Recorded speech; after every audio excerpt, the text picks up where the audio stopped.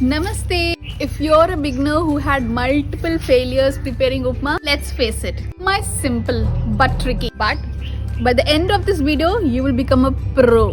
This video is for you. Come on.